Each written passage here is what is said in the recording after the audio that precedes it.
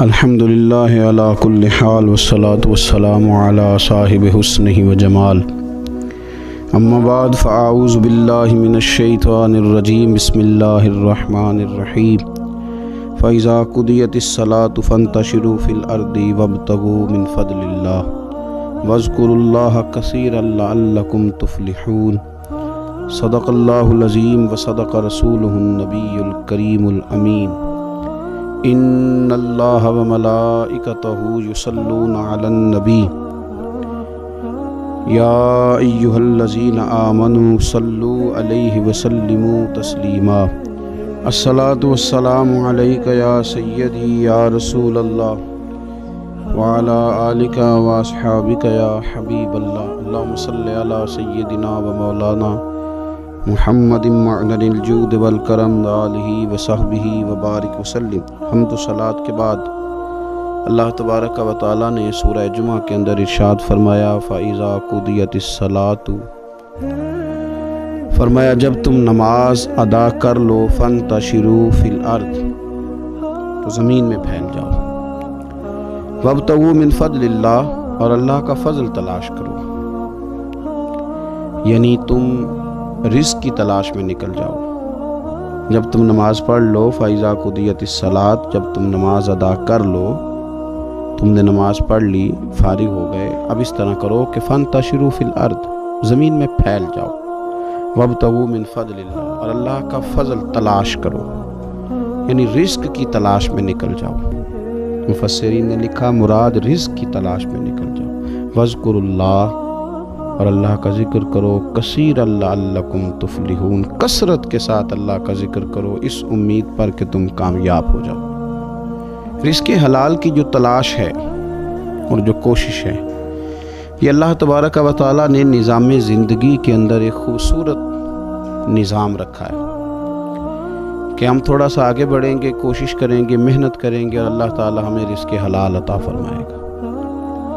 یہ بات یاد رکھیے کہ اپنے بچوں کا پیٹ پالنے کے لیے، اپنے آپ کو سوال سے بچانے کے لیے، اپنے ماں باپ بہن بھائیوں کی کفالت کرنے کے لیے رزق حلال کی تلاش بڑا محبوب عمل ہے۔ ایک صورت میں صرف منع ہے کہ جب آپ صرف اور صرف تکبر کے لیے دولت جمع کر رہے ہیں، صرف دوسروں کے اوپر اپنی بڑائی ثابت کرنے کے لیے دولت جمع کر رہے ہوں، تب یہ منع ہے، ورنہ کوشش کر کے، محنت کر کے، جد و جہد کر کے رزق کمانا، رزق حلال کی طلب میں رہنا، یہ بڑا پسندیدہ اور محبوب عمل ہے دین کے اندر۔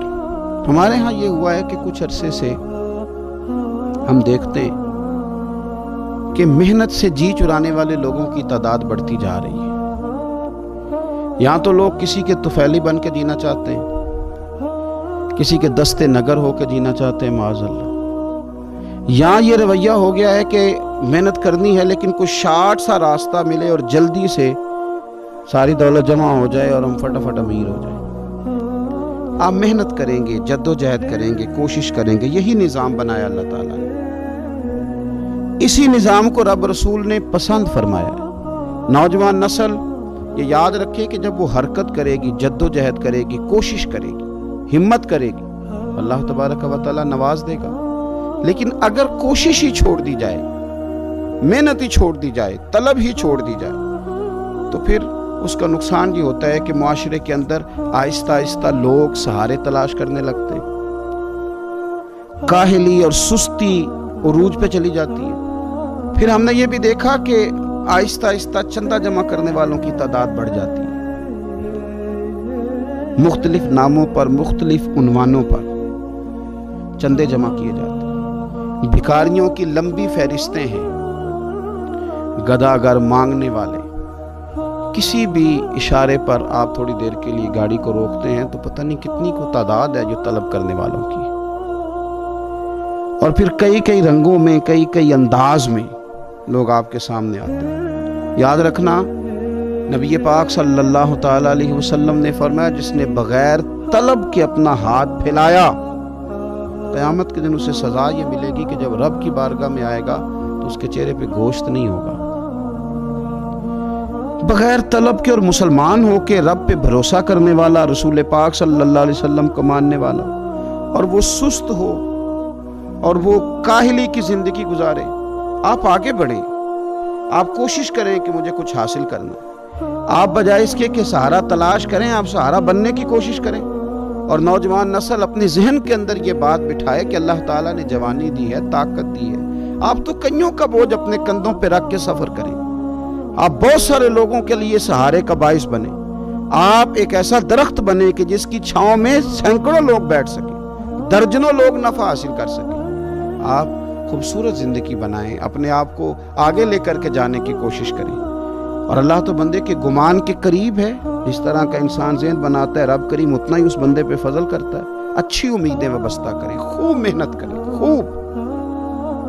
مطلب یہ کہ سست پڑنا, اٹھتا ہوں, چلتا ہوں, دیکھتا ہوں, کرتا ہوں, کوئی ہو ہی جائے گا, کوئی پہنچ ہی جائے گا, یہ کمزور لوگوں کی علامت ہے.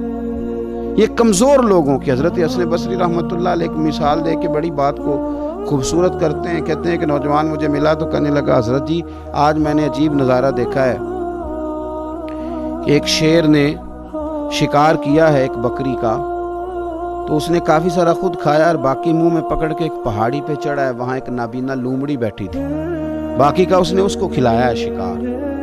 تو میں سوچتا ہوں رب کریم تو بندہ نابینا بھی ہو, گھر میں بھی بیٹھا ہو, تو اس کو رزق پہنچا ہی دیتا ہے.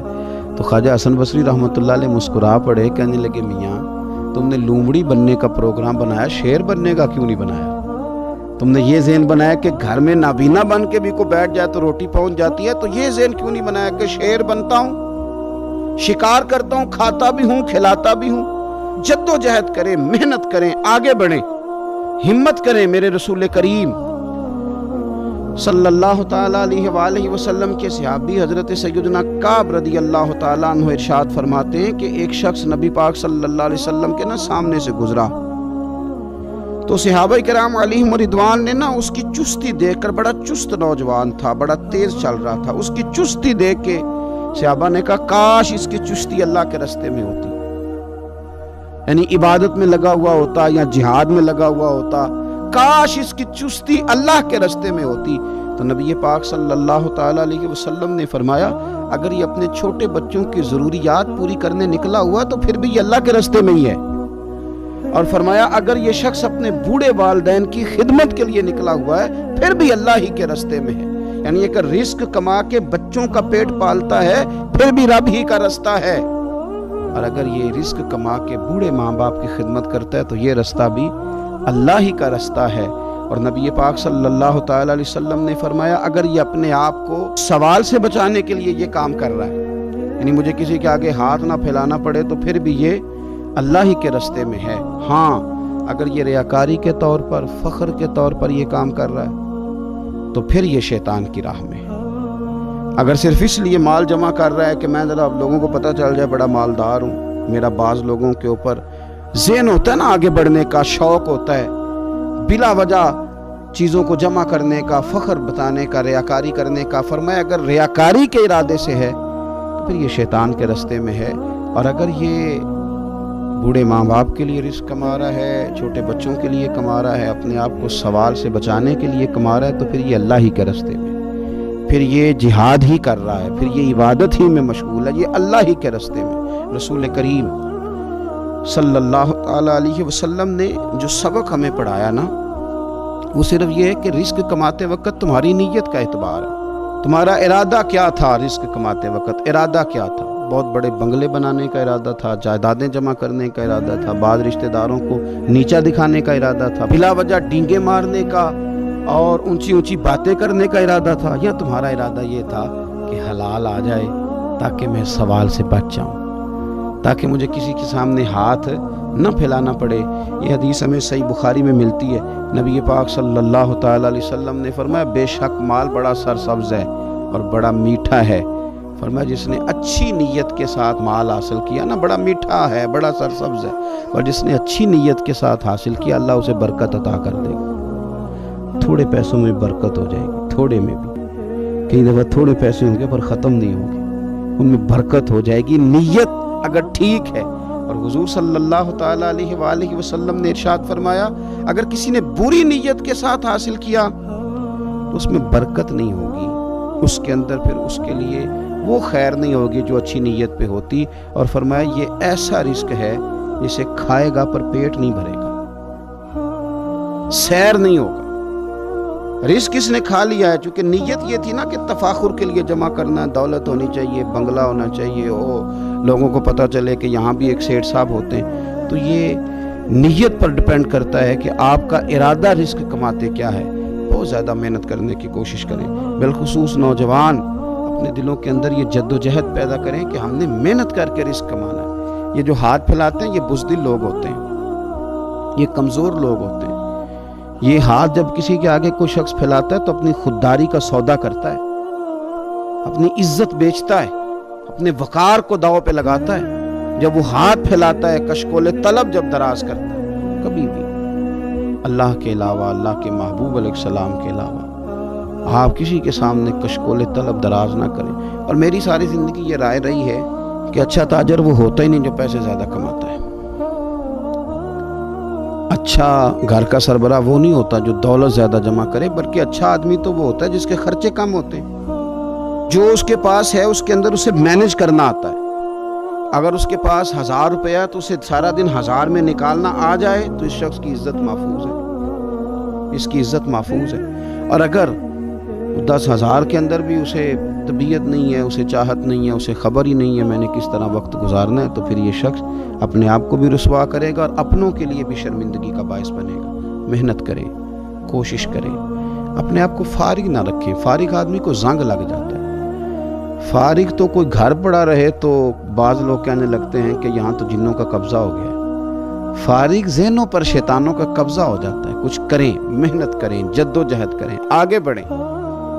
ہمارے بزرگ فرماتے ہیں کہ پانی چل رہا ہو تو وہ پاک ہوتا ہے، اگر کھڑا ہو جائے تو پھر اس کے پاک ہونے کا مسئلہ بدل جاتا ہے۔ چلتے رہیں، حرکت کریں، جد و جہد کریں، آگے بڑھیں، ہمت کریں۔ جو لوگ ہمت کرتے ہیں رب تعالیٰ ان کی مدد کرتا ہے۔ آپ تجارت کریں، حضور صلی اللہ علیہ وسلم نے تجارت فرمائی، نبی پاک صلی اللہ علیہ وسلم نے تجارت فرمائی۔ کتنا بڑا درجہ حضور نے ارشاد فرمایا۔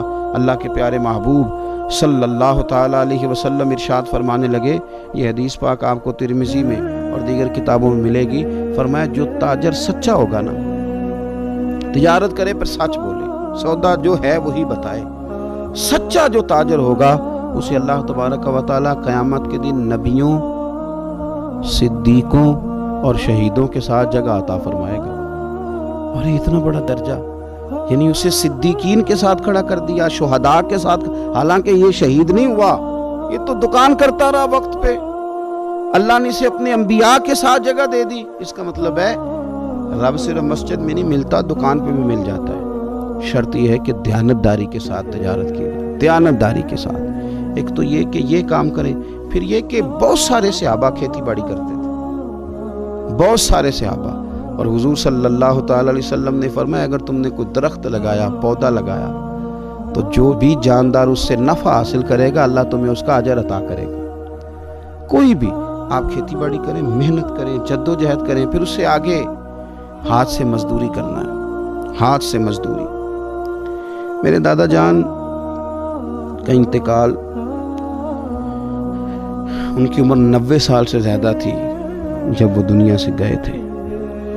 تو آخری دن غسل کے بعد جب میں نے ان کے ہاتھ کو کھولا تھا تو تب بھی ان کے ہاتھوں پر محنت کے نشان تھے، ابھی بھی ان کے ہاتھوں پہ چھالے تھے، مجھے پکے پڑ گئے تھے نا، وہ ساری زندگی رہے میرے والد صاحب کے ہاتھوں پہ ہمیشہ۔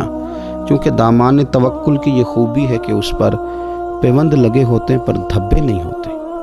محنت آپ کریں، محنت کے نشان ہونے چاہیے، کرپشن کے داغ نہیں ہونے چاہیے۔ آپ تھک جائیں کام کرتے، لیکن میرے بھائی اس طرح نہ ہو کہ لوگ، میں نے کئی دفعہ کہا ہے کہ روب کپڑوں کا نہیں ہوتا، روب تو کردار کا ہوتا ہے۔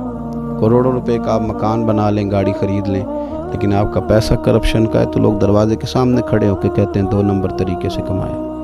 لیکن چھوٹا سا کوئی ملازم ہو کسی دفتر میں، ہو دیانتدار، تو لوگ دروازے کے سامنے بڑا افسر بھی کھڑا ہو کے کہتا ہے یار یہ بندہ نہ رشوت لیتا ہے نہ ناجائز سفارش سنتا ہے، اس سے ذرا احتیاط سے بات کرنی ہے۔ تو بتلائیے روب کپڑوں کا ہے کہ کردار کا ہے، دولت کا ہے کہ کردار کا ہے؟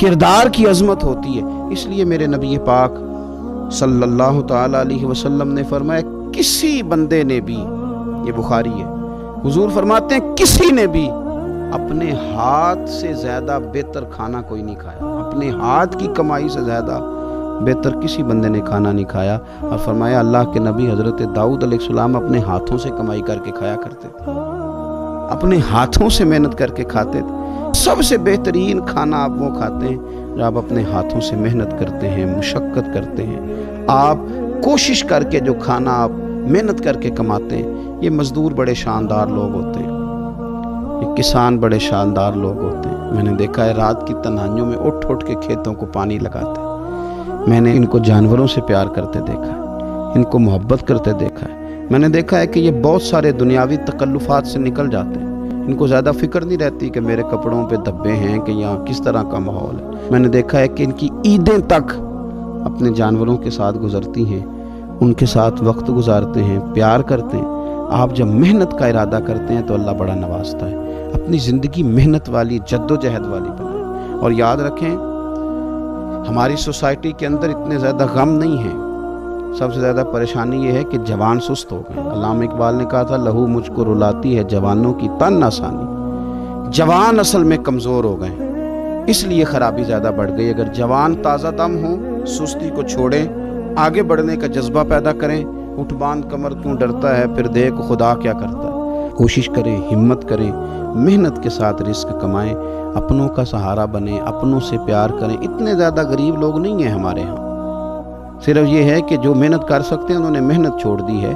अगर हम थोड़ी सी मेहनत की आदत बनाएं तो मेरा ख्याल है कि गली के अंदर बराबर गिने जा सकते हैं कि इतने लोग वुसअत वाले हैं, इतने गरीब हैं। तो वो जो वुसअत वाले हैं वो गरीबों को सहारा दे सकते हैं। फिर तो हमें किसी अमीर आदमी का, किसी सेठ, नवाब, सियासतदान का दरवाज़ा खटखटाने की ज़रूरत ही नहीं पड़ेगी, हम वहीं सबको मैनेज कर सकते हैं। शर्त ये है कि हमें मेहनत की आदत हो, जद्दोजहद का शौक़ हो। अल्लाह ताला समझने की तौफीक अता फरमाए।